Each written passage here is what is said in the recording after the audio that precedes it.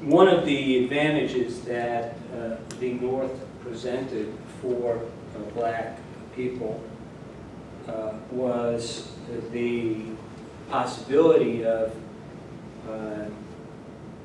entering into forms of political protest against their condition.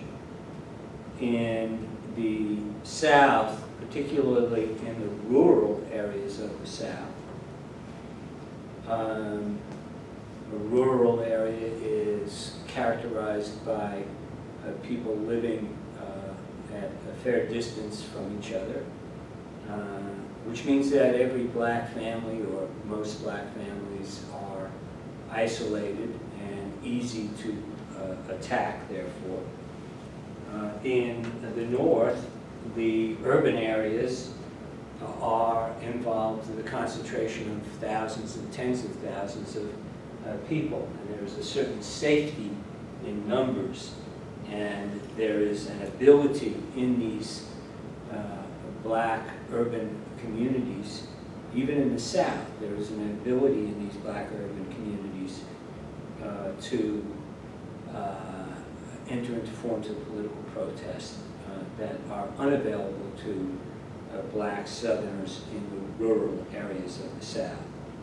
And so, for example, in this period of the black migration, the NAACP, which was founded in 1911, just prior to the beginning of the Great Migration, the NAACP grew significantly, largely in these northern cities. Black urban newspapers, which were the voice of black protest, newspapers I've named, NAACP's Crisis, the Chicago Defender, the Pittsburgh Courier, all these journals and newspapers strengthened themselves during this Great Migration. It became national newspapers during this Great Migration. Black socialist groups appeared on the scene, a group called the African Blood Brotherhood, and the early core group around a man named A. Philip Randolph published a newspaper, a radical socialist, black socialist newspaper called The Messenger. A. Philip Randolph would later go on, I think in the mid-20s, to be the president of the largest black union in the United States, that union being the Brotherhood of Sleeping Car Porters, the Porter Union. Above all, however, the largest single black protest group in United States history emerged in this period of time. And this, strangely enough, most Americans had never heard of this largest black protest group. The largest black protest group in this period of time, and in U.S. history, as I say, was the Universal Negro Improvement Association. It was an organization who was led by a man that whose name perhaps you've heard. You probably have not heard of his organization, but his name, Marcus Garvey. Marcus Garvey brought a vision of a united Africa, that wherever people of African descent lived, that their homeland was Africa, and that a united Africa would change the destiny, the fate of black people everywhere. I want to talk a little bit about Marcus Garvey before I say some more about the UNIA, the Universal Negro Improvement Association.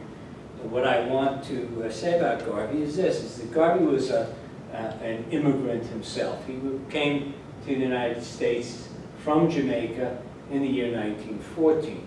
But prior to having arrived in the United States, Jamaica, as you may know, I hope you know, is in the Caribbean. It's in the Gulf of Mexico.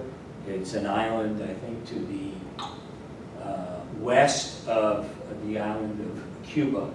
It was a British colony, and in this period of time it continued to be a British colony. And Garvey, as a young man, had worked on ships that had plied the waters of the Gulf of Mexico.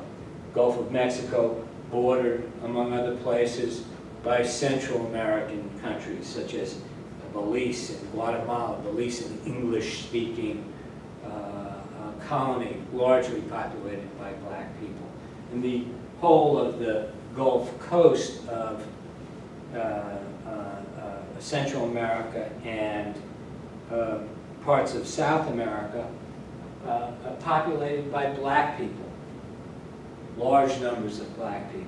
Large numbers of black people who work on the agricultural plantations of these places, in the banana and the sugar crops, in the coffee, all of this black labor. And what Garvey observed was that everywhere he went, black people were on the very bottom of the different societies that he looked at. From this experience, Garvey drew a very important conclusion. And the conclusion he drew was that the fate and destiny of black people everywhere was tied up. That so long as black people remained dispersed and disunited, that they would be weak, but that if they could come together, all the African people on the continent of Africa and all the dispersed Africans in the Americas could come together, that they would constitute a mighty, mighty force. And so Garvey called on them, up, up, up, you mighty race, Africa for Africans at home and abroad.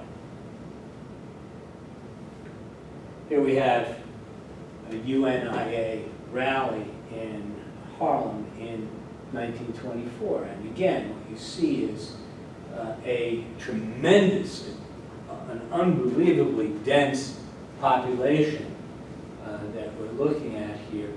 And the sign being carried by the car, the new Negro has no fear. An emphasis, the new Negro has no fear.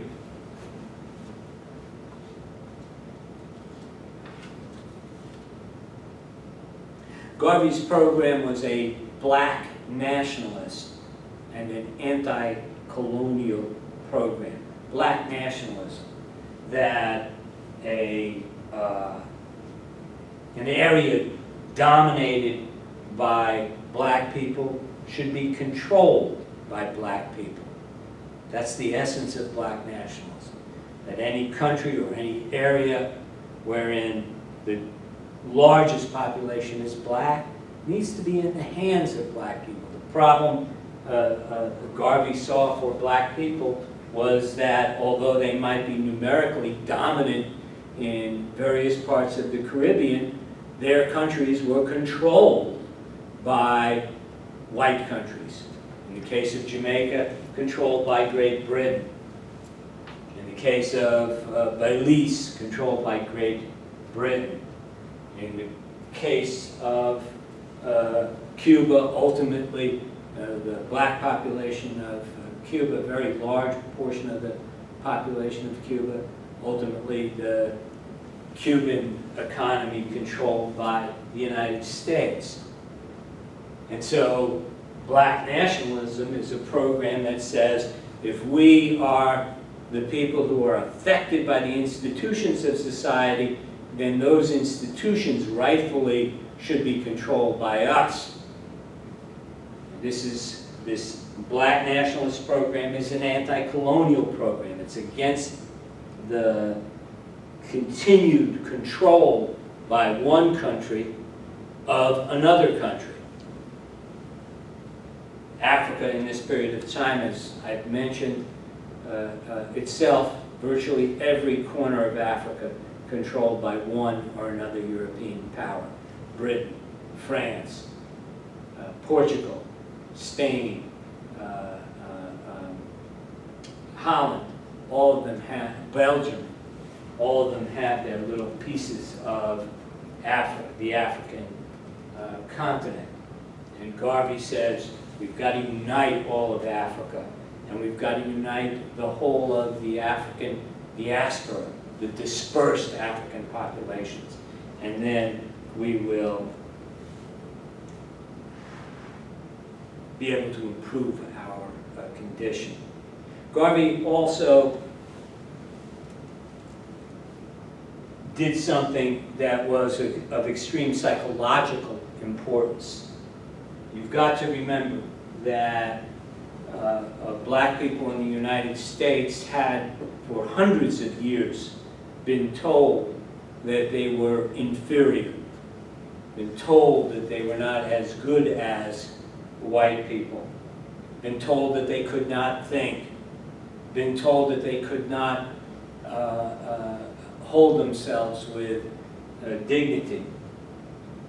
And Garvey, on the other hand, said that, and Garvey is really one of the first who puts forward the notion that black, in fact, is beautiful, that it is the mental chains that have been put on black people in the form of constantly being told for hundreds of years that they are inferior. It is these mental chains that must be broken, and that black people have to assert themselves as a good and a great and a noble race of people, a beautiful race of people. Once black people understood their real virtue, their real value, once they rid themselves of the self-hatred that white people had instilled in them, they would overwhelm their white oppressors and achieve their destiny as a great people. At its height in the early 1920s, Garvey's movement had 1,100 chapters located in 40 countries, including African countries, most of the chapters, however, being in the US. And the heart of the movement was located in Harlem, in New York. And the yearly conventions held in New York City in Madison Square Garden attracted 25,000 people. Garvey himself established a newspaper which promoted the views of the Universal Negro Improvement Association. He promoted the building up of a black industrial complex, the heart of which was a black shipping line called the Black Star Line. Mary White Ovington, one of the founders, one of the white founders of the NAACP, saw in Garvey the strength that he offered to black people. Here's Mary White Ovington on the mass appeal of Marcus Garvey. The sweeper in the subway, the elevator boy eternally carrying fat office men and perky girls up and down a shaft, knew that when night came he might march with the Africa Army and bear a wonderful banner to be raised someday in a distant, beautiful land. Marcus Garvey offered strength and dignity and hope to people who were told that they were at the very bottom of American society. And anytime a person can do that, anytime a movement can do that, it can achieve a great following, as Garvey's organization did. Here's a copy, here's the masthead of the Negro World, the Garveyite newspaper. Here you see some of the things that the Garveyite Universal Negro Improvement Association attempted. Africa Redemption Fund, the Black Star. They bought, I can't remember if it was one or two actual steamships to ply the waters and organize trade between the Caribbean and Africa. Garvey also set up laundries in the communities in which it operated, and other black businesses in those communities.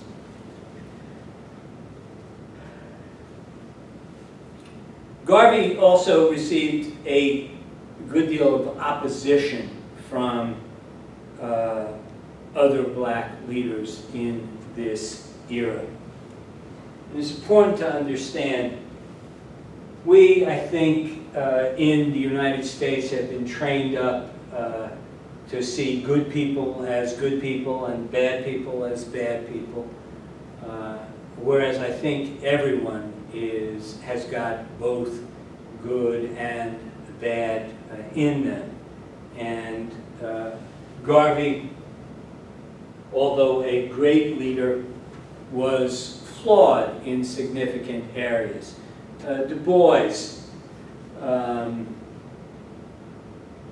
offered one critique of Marcus Garvey, saying, "Garvey is an extraordinary leader of men. Thousands of people believe in him. He is able to stir them with singular eloquence, and the general run of his thoughts is of a high plane. He had the common weakness of untrained devotees, that no dependence could be put upon his statements of fact. Not that he was a conscious liar, but dream, fact, fancy, wish were all so blurred in his thinking that neither he himself nor his hearers could clearly or easily extricate them." I want you to think about this for a second. Think about, the reality is this. I believe at the time that Garvey was active, there was something like in the range of about 400 million African people and people of African descent across the world. And Garvey grabbed on onto something that was very important. If those 400 million people could pull together and act in a united fashion, there would be nothing that could stop them.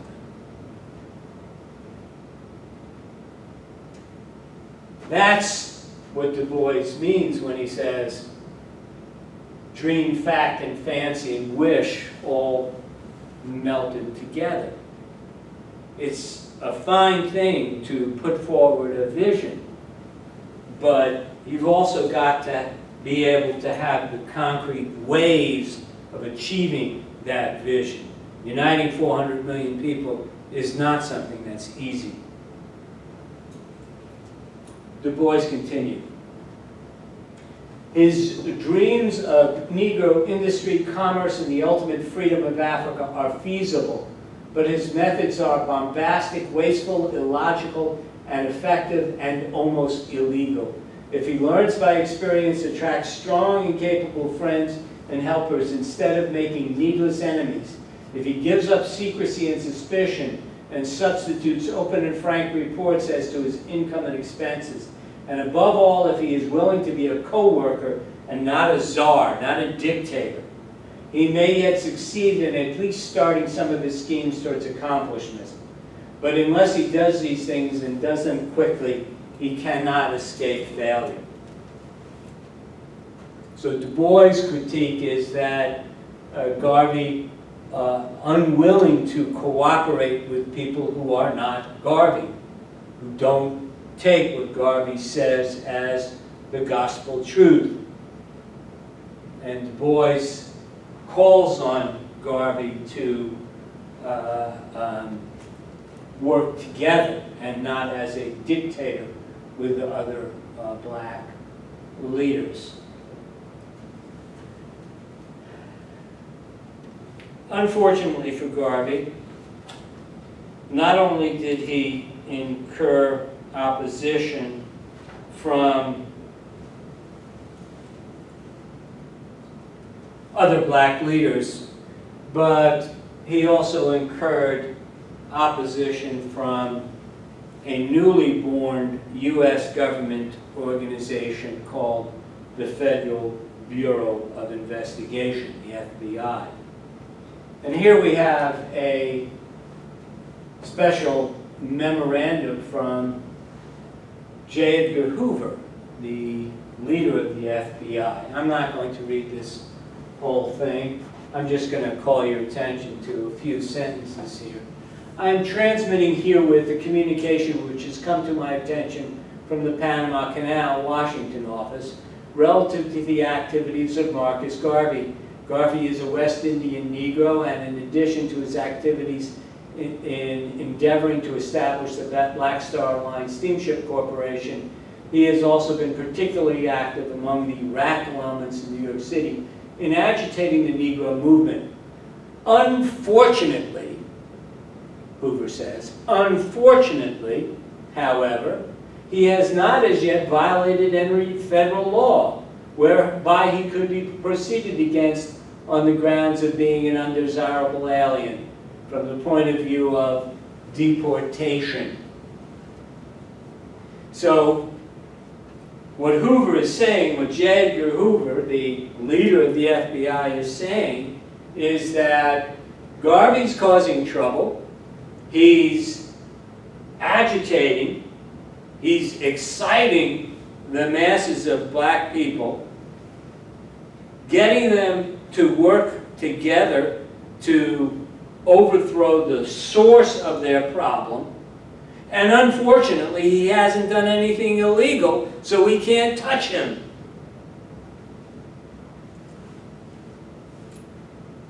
Well, the upshot is this, is that Garvey was slipshod in his business practices. That is to say, he did not pay attention to all of the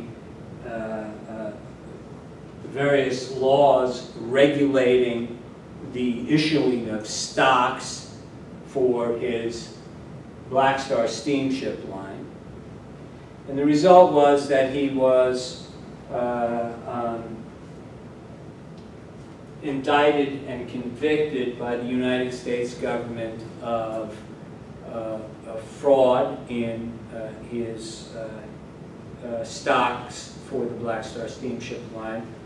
He was imprisoned for 6 years, and during those 6 years, the movement that he built pretty much fell apart in his absence. When he left prison, he was a broken man. He was deported as an undesirable alien, sent back to Great Britain, which is the colonial power over Jamaica, and died within a small number of years after his release from prison.